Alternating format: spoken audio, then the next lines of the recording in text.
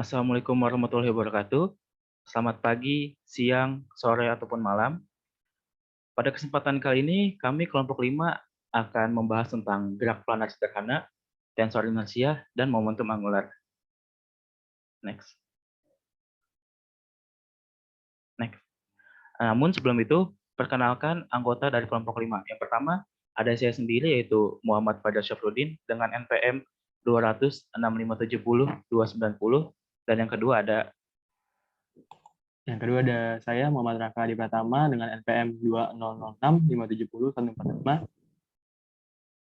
Yang ketiga ada saya Salma Nuraida NPM 20064866286. Yang keempat saya Muhammad Ziyad dengan NPM 20065280004. Oke, next.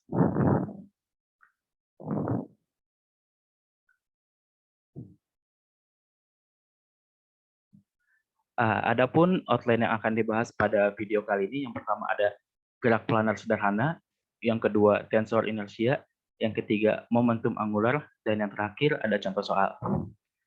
Oke, langsung saja kita masuk ke pembahasan yang pertama, yaitu gerak planar sederhana. Gerak planar sederhana ini merupakan suatu bagian dari dinamika benda tegar. Maka dari itu, sebelum membahas materi ini lebih lanjut, kita harus tahu apa yang dimaksud dengan benda tegar. Seperti yang kita ketahui, akibat yang ditimbulkan apabila sebuah benda dikenai gaya, salah satunya adalah terjadi perubahan bentuk. Nah, untuk benda tegar, jika dikenai gaya, dia tidak akan mengalami perubahan bentuk. Jadi benda tegar ini dapat didefinisikan sebagai kumpulan partikel yang jarak relatifnya dibatasi untuk tetap mutlak. Atau dengan kata lain, secara sederhananya, suatu benda jika dikenai gaya ataupun momen gaya tidak mengalami perubahan bentuk. Nah, sebenarnya benda seperti ini tuh tidak ada di alam. Karena pada dasarnya partikel komponen utama yang menyusun setiap benda, yaitu atom, selalu mengalami gerak relatif seperti getaran. Atau dengan kata lain, semua benda akan mengalami perubahan bentuk apabila dipengaruhi oleh suatu gaya atau momen gaya gitu. Nah, gerakan ini bagaimanapun dalam benda tegar itu mikroskopis gitu. Karena itu biasanya dapat diabaikan. Namun ketika kita menggambarkan itu terjadi ketika kita menggambarkan gerak makroskopik. Namun perpindahan makroskopik di dalam tubuh itu tetap dapat terjadi. Akan tapi kita dapat mengabaikan perubahan ukuran dan bentuk yang disebabkan oleh deformasi tersebut gitu. Karena gayanya sangat kecil, maka bisa kita abaikan. Oke, next. Nah, sebagai contoh untuk mempermudah pemahaman kita, perhatikan gambar di bawah ini. Pada gambar tersebut terlihat bahwa benda A dan benda B memiliki bentuk dan ukuran yang sama. Akan tetapi, benda A ini terbuat dari baja dan benda B terbuat dari tanah liat. Kemudian jika kita putar benda-benda itu, yaitu benda A dan benda B, dengan memegang salah satu ujung dari benda tersebut, tentu kita bisa tahu ya bahwa benda A ini bentuknya bakal relatif tetap atau tidak berubah. Karena benda A ini baja gitu. Sedangkan benda B akan mengalami perubahan bentuk. Karena pada putaran dengan frekuensi tertentu, benda B akan merenggang dan tidak kembali pada bentuk semula. Karena benda B tadi kan terbuat dari tanah liat. Jadi dapat kita nyatakan bahwa benda A adalah benda tegar dan benda B bukan benda tegar. Oke, next. Nah, selanjutnya kita masuk ke tentang gerak planar. Gerak planar ini adalah gerak di mana semua titik tubuh bergerak pada bidang yang sejajar dengan bidang tertentu yang disebut bidang gerak planar. Dalam gerak planar, benda berputar dan bergerak pada saat yang bersamaan. Akibatnya perlu menghubungkan gaya dengan percepatan pusat massa benda serta menghubungkan momen dengan kecepatan sudut. Nah, untuk menganalisa benda yang mengalami gerak planar. Next.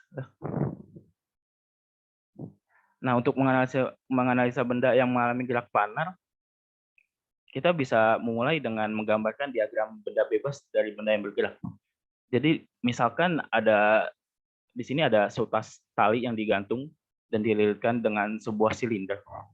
Kemudian silinder itu dijatuhkan dari keadaan diam dan dia berputar. Di sini bisa terlihat bahwa ada gaya-gaya yang bekerja, yaitu tegang tali dan gaya berat. Jadi kita gambarkan dulu diagram yang bekerja pada benda tersebut. Oke, next. Nah, kemudian dari situ kita bisa mengidentifikasi semua gaya yang diketahui dan tidak diketahui sebenarnya. Di sini sebenarnya persamaan gerak yang pada intinya itu bakal kembali lagi ke hukum de Newton, di mana karena ini adalah dalam sistem benda tegar, jadi ada dua versi, itu yang pertama translasi dan yang kedua rotasi. Kalau translasi itu yang F sama dengan M kali A, dan yang rotasi itu M sama dengan I kali A. Kan tadi gerak silinder yang turun, berarti itu ada translasi dan rotasi. Kemudian persamaan gaya yang tadi kita bisa pecah menjadi komponen-komponennya gitu. Yang F sama dengan M kali A. Kita bisa pecah menjadi Fx sama dengan M kali Ax dan Fy sama dengan M kali Ay. Kemudian jika kita memasukkan gaya, momen, dan percepatan yang diketahui ke dalam persamaan ini yang udah dipecah, kita bisa menyelesaikan dan mencari nilai atau besaran yang tidak diketahui. Oke, next. Nah, salah satu contoh gerak planar sederhana adalah sebagai berikut, di mana seutas tali digantungkan dan dililitkan di sebuah silinder homogen dengan massa M dan jari-jari R. Saat T-nya sama dengan 0, silinder dijatuhkan dari keadaan diam dan berputar. Terus kita bisa menentukan tegang tali T, percepatan linier dan angular, dan kecepatan angular silinder. Nah, tapi ini akan dibahas pada outline contoh soal, so stay tuned. Oke, boleh next. Berikutnya tentang tensor inersia yang akan disampaikan oleh teman saya, Muhammad Raka. Silakan. Oke, materi selanjutnya adalah tensor inersia. Jadi tensor inersia itu merupakan suatu benda tegar yang terdiri dari n partikel bermassa ma dengan a itu 1, 2, 3 sampai dengan n, dan jika benda berotasi dengan kecepatan sudut sesaat atau yang dilambangkan dengan omega dengan beberapa titik terhadap sistem koordinat benda, dan jika ini titik bergerak dengan kecepatan linear sesaat yang dilambangkan dengan v terhadap sumbu tetap sistem koordinat, maka kecepatan sesaat partikel a ke berapa gitu dalam sistem dapat diperoleh dengan menggunakan persamaan di bawah, yaitu Vf sama dengan V ditambah Vr tambah omega cross R. Namun karena di sini kasusnya adalah kita benda tegar, maka kita harus mempertimbangkan benda tegar itu sendiri, yaitu Vr sama dengan dr per dt untuk rotasi itu hasilnya 0.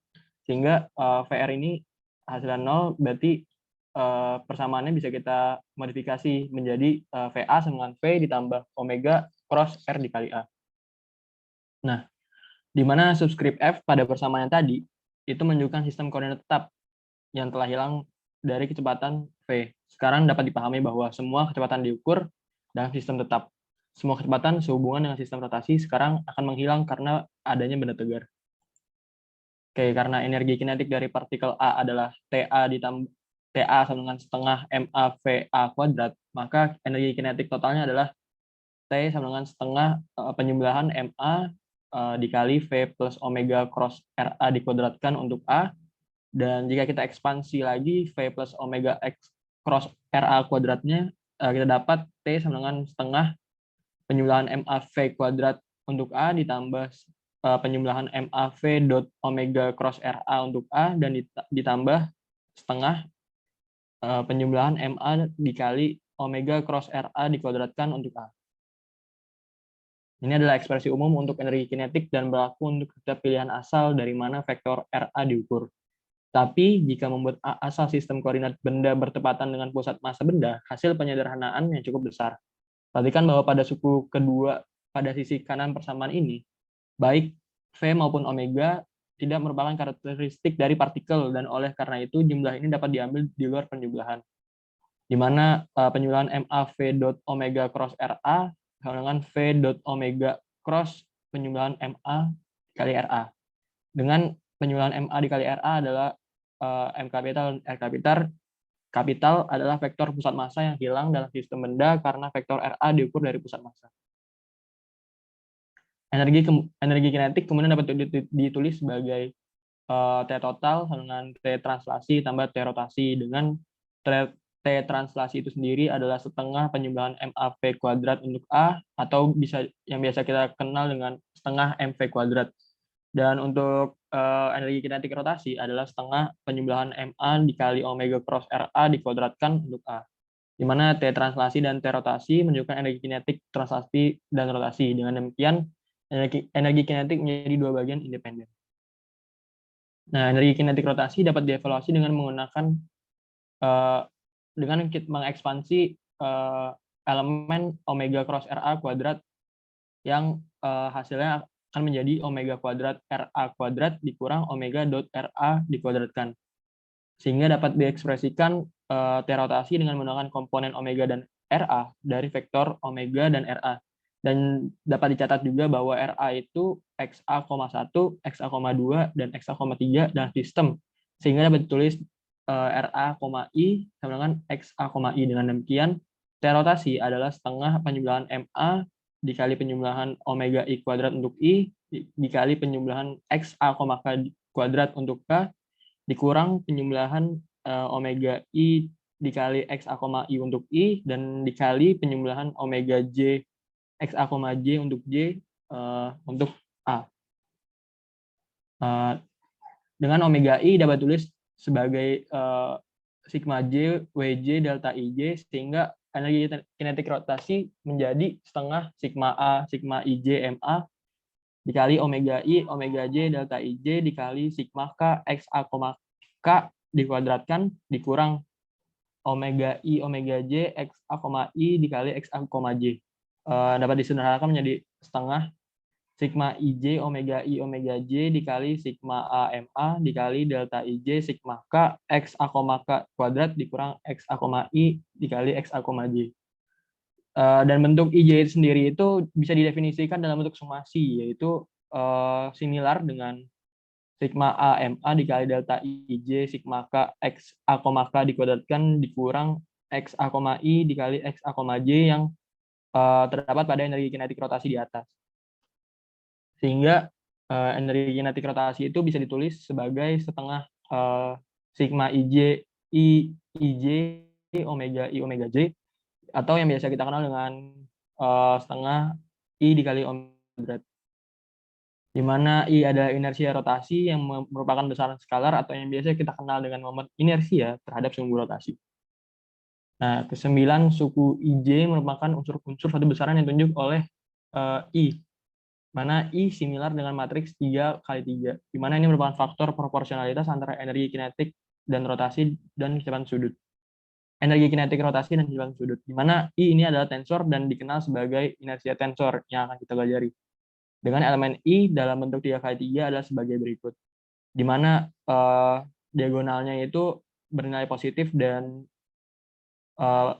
elemen-elemen lainnya bernilai negatif. Dengan baris 1 kolom 1 itu sigma MA dikali XA,2 dikuadratkan ditambah ditambah XA,3 dikuadratkan dan seterusnya. Dan dengan menggunakan komponen XA, YA, ZA dan RA kuadrat itu sama dengan XA kuadrat ditambah YA kuadrat ditambah ZA kuadrat, maka persamaan sebelumnya dapat ditulis menjadi berikut, yaitu sigma A MA dikali RA kuadrat dikurang XA kuadrat dan seterusnya. Dengan elemen diagonal yaitu I baris 1 kolom 1, I baris 2 kolom 2, dan I baris 3 kolom 3 itu disebut dengan momen inersia dari sumbu X1, X2, dan X3. serta bentuk negatif dari off diagonal elemen I1, I2, I1, I12, I13, dan seterusnya disebut produk inersia, di mana tensor inersia adalah simetris, yaitu IIJ sama dengan IJI. Dan oleh karena itu hanya ada 6 elemen independen di I atau tensor inersia. Tensor inersia untuk benda yang dapat dianggap sebagai jumlah tensor untuk berbagai bagian dari benda.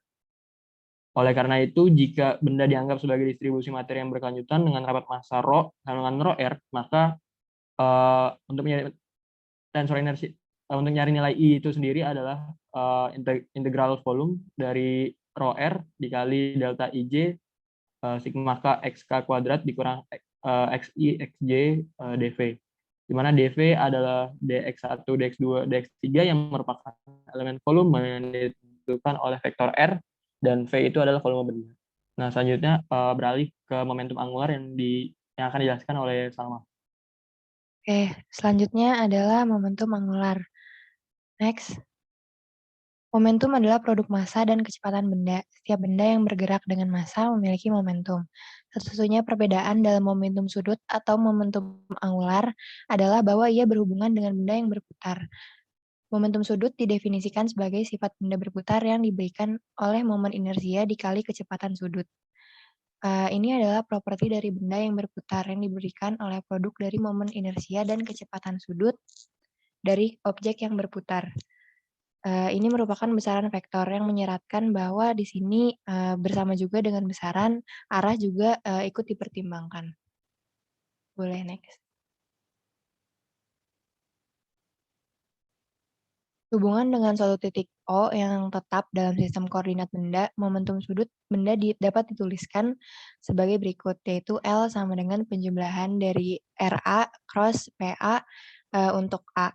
Pilihan yang paling tepat untuk posisi titik O tergantung pada masalah tertentu. Hanya ada dua pilihan yang cukup penting, yaitu yang pertama adalah jika satu atau lebih titik benda ditetapkan dalam sistem koordinat tetap, O akan dipilih bertepatan dengan satu titik tersebut. Yang kedua adalah jika tidak ada titik benda yang tetap, O dipilih sebagai pusat massa.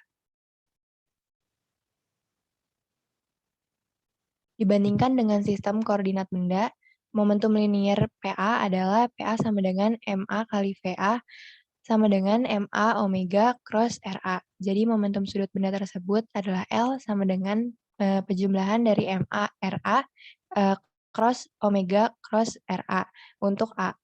Identitas vektornya yaitu A dikali B dikali A sama dengan A kuadrat B min A kali B. Dapat digunakan untuk menyatakan L. L sama dengan penjumlahan MA R kuadrat A omega RA kuadrat omega min RA dikali omega untuk A. Boleh di next. Teknik yang sama juga digunakan untuk menulis T rotasi dalam bentuk tensor yang dapat diterapkan juga di sini. Tapi momentum sudut itu merupakan vektor. Jadi untuk komponen ke I dapat dituliskan sebagai berikut, yaitu LI sama dengan penjumlahan dari MA dikali omega I dikali penjumlahan dari XA, K kuadrat untuk K dikurang XA, I dikali penjumlahan dari XA, J omega J untuk J. Dan hasilnya dapat dilihat sebagai berikut yang tertera di layar. Penjumlahan terhadap X dapat dikenali sebagai elemen ke-IJ dari tensor inersia. Oleh karena itu, LI sama dengan penjumlahan dari IIJ omega J untuk J. Atau dalam notasi tensor dapat dikatakan L sama dengan I dikali omega. Nah, gambar berikut ini merupakan sebuah dumbbell dihubungkan oleh massa M1 dan M2 pada ujung porosnya. Perhatikan bahwa omega tidak sepanjang poros dan omega serta L tidak kolinear. Jadi tensor inersia dapat menghubungkan jumlah komponen vektor kecepatan sudut dengan komponen ke I, vektor momentum sudut. Ini mungkin pada awalnya akan terlihat sebagai hasil yang tidak terduga, karena jika kita mempertimbangkan benda tegar yang tensor inersianya memiliki elemen di luar diagonal tak hilang, maka Bahkan jika omeganya diarahkan sepanjang arah X1, omega akan sama dengan omega 1,0,0. Vektor momentum sudut secara umum memiliki komponen tidak lenyap di ketiga arah, yaitu L sama dengan L1, L2, L3. Yaitu vektor momentum sudut secara umum tidak dapat memiliki arah yang sama dengan vektor kecepatan sudut. Oke, selanjutnya adalah contoh soal yang akan dijelaskan oleh Muhammad Sihat.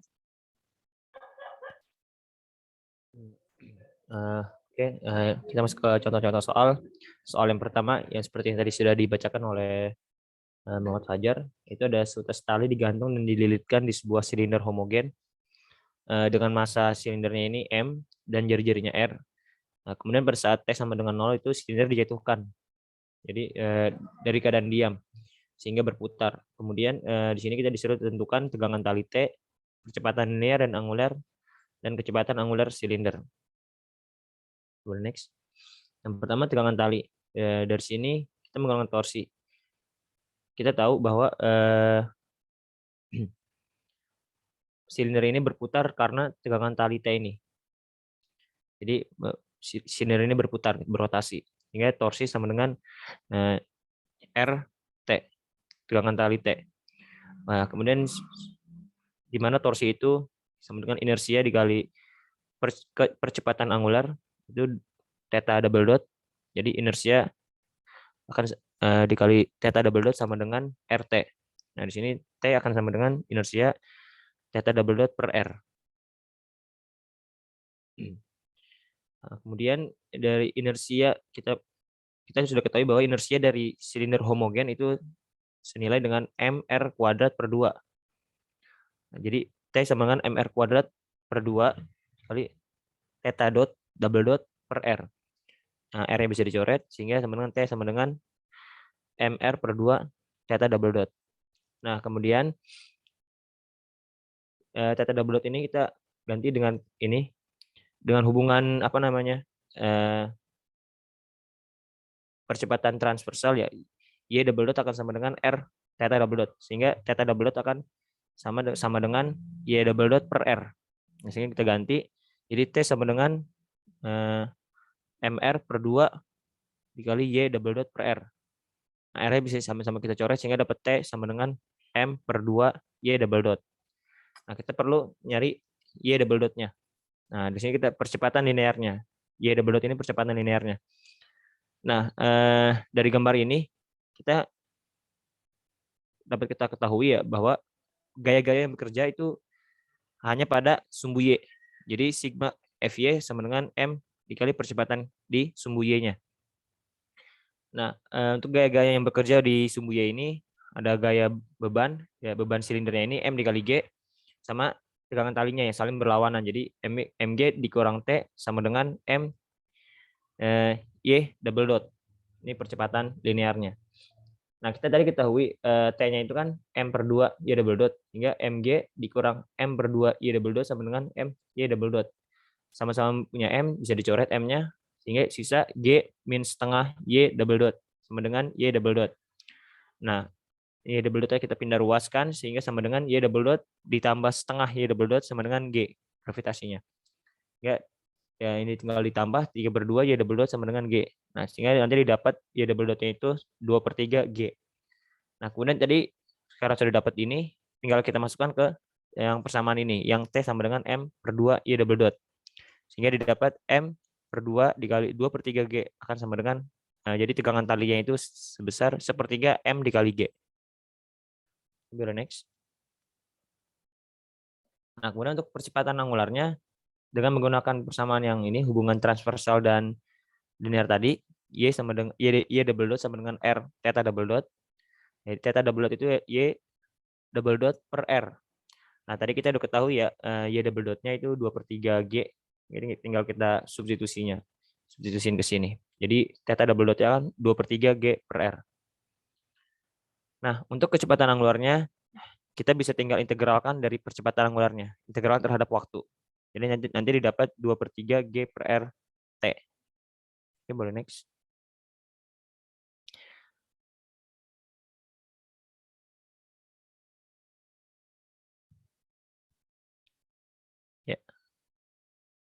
Boleh di next.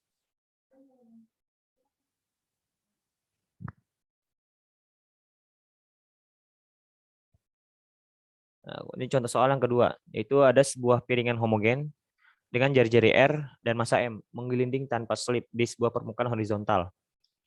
Nah, kemudian dia ditarik ke sebuah titik berjarak D di bawah bidang. Ini gambarnya seperti ini. Nah, jika gaya tariknya sebanding dengan jarak dari pusat massa ke pusat gaya, maka tentukanlah frekuensi osilasi di sekitar titik kesetimbangannya. Oke, boleh next.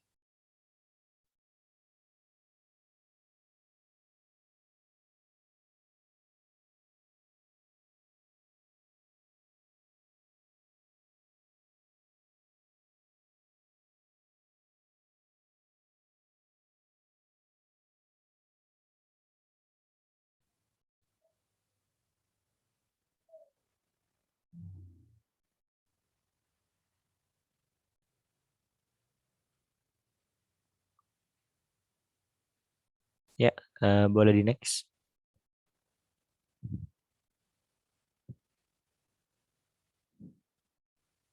Nah, tadi kan gambarnya seperti ini ya. Ya, jadi karena gayanya tadi sebanding dengan jaraknya, maka F-nya itu akan sama dengan min KR. Nah, karena hanya ada pada di horizontal ya, jadi hanya ada pada di sumbu-sumbu X. Kayaknya itu hanya ada pada di sumbu X. Jadi Fx-nya itu sama dengan min KR sin Pi. Ini. Nah, sehingga R sin Pi-nya itu akan sama dengan X ya. Jadi Fx sama dengan min Kx. Nah, dari sini kita bisa ketahui energi potensialnya itu U sama dengan setengah Kx kuadrat. Nah, di sini kita menggunakan persamaan Euler ya, biar lebih mudah. Ya, kita perlu mengetahui energi potensial dan energi kinetiknya. Nah, untuk energi potensialnya ini setengah Kx kuadrat. Kemudian untuk energi kinetiknya, di sini merupakan penjumlahan dari energi kinetik transversal sama energi kinetik rotasinya. Untuk transversal setengah M X dot kuadrat. Kemudian untuk energi kinetik rotasinya setengah inersia theta dot kuadrat. Kemudian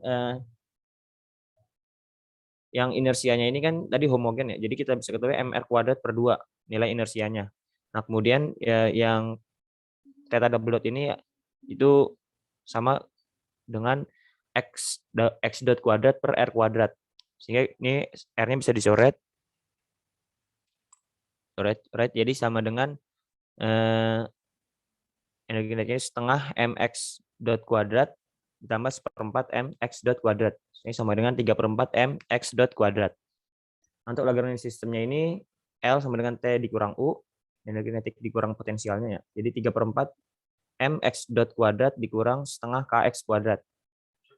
Kemudian dengan persamaan Euler ini ya, dot L per D dot X dikurang D dt dari do L per do X dot sama dengan 0. Nah, untuk do L per do X-nya ini tinggal kita turunkan ya terhadap X. Ini sama dengan min Kx. Nah, kemudian D dt dari do L do X dot itu turunkan terhadap X dot sehingga sama dengan 3/2 M X dot. Kemudian yang ini kita turunkan terhadap waktu hingga jadi dapat nanti min Kx min 3/2 M X double dot sama dengan 0. Kita pindah ruaskan semua jadi sama dengan 3/2 M X dot kuadrat plus Kx sama dengan 0. Nah, kemudian kita persamaan ini kita buat seperti ini. Jadi X double dot ditambah 2/3 K per M X sama dengan 0.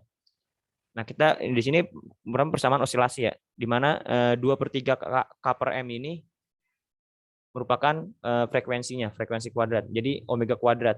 Jadi omega kuadrat ini 2K per 3M. Jadi omeganya sama dengan akar 2K per 3M. Ya. Nah, kemudian untuk soal yang terakhir, soal ketiga, itu hitunglah tensor inersia dari sebuah kubus dengan densitas ρ, massa M, dan panjang sisi B. Nah, salah satu sudut kubusnya berada di titik asal, seperti pada gambar di samping. Nah, ini seperti gambarnya seperti ini. Oke, boleh next. Nah, dengan persamaan yang tadi ya dijelasin di tensor inersia, itu I, IJ sama dengan integral volume dari rho R delta IJ sigma K X K kuadrat dikurang XI XJ dV. Itu integral volume. Nah, kita nyari yang untuk I11 dulu.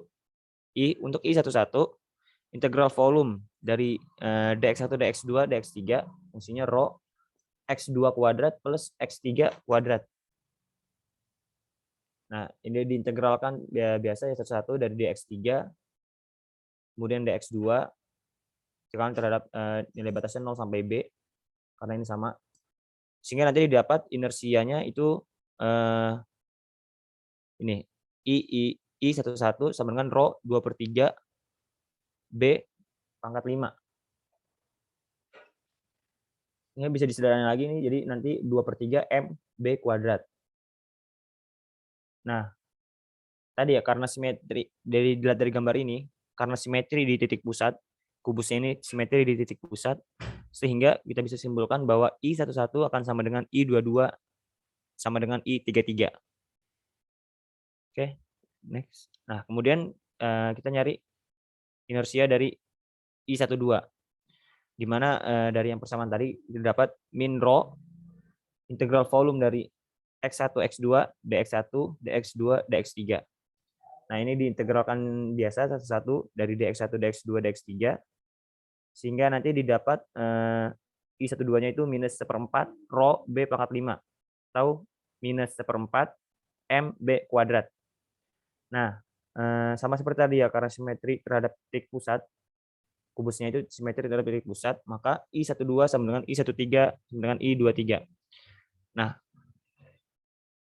karena sudah didapat semua nilai tensornya, nilai inersianya, kita bisa masukkan ke persamaan yang ini. Maka tensor inersianya akan didapat I sama dengan untuk I11, I22, I33 sama 2/3 MB kuadrat. Kemudian I12, I13, dan I23-nya sama, minus 1/4 MB kuadrat. Minus 1/4 MB kuadrat. Nah, kemudian untuk I21, I31, dan I32, karena tadi IJ itu simetri sama dengan IJI, maka itu sama dengan I12. Maka hasilnya seperti ini, maka tensor inersianya. Oke, boleh nih. Nah, mungkin cukup sekian presentasi dari kelompok kami. Kurang lebihnya mohon maaf. Terima kasih. Wassalamualaikum warahmatullahi wabarakatuh.